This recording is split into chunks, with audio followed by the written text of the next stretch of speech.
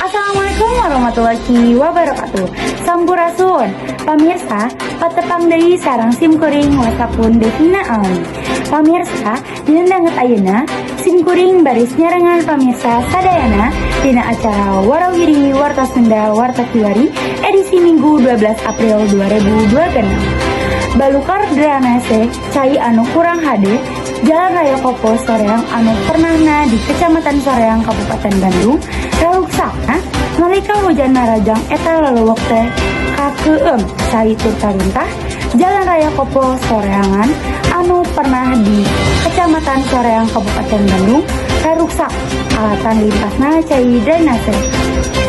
Saban hujan narajang cai tina drainase di eta daerah remen limpas ketika paimahan warga.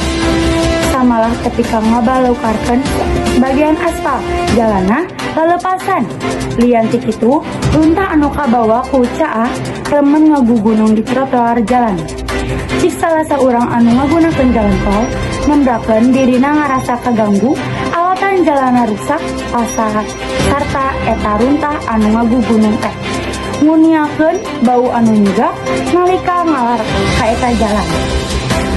Ukituna dirina miharap eta pasualan jadi pusar panitenan pamarentah sangkan jalana moal tepi kara rusak deui keur nyinglar kacilakaan.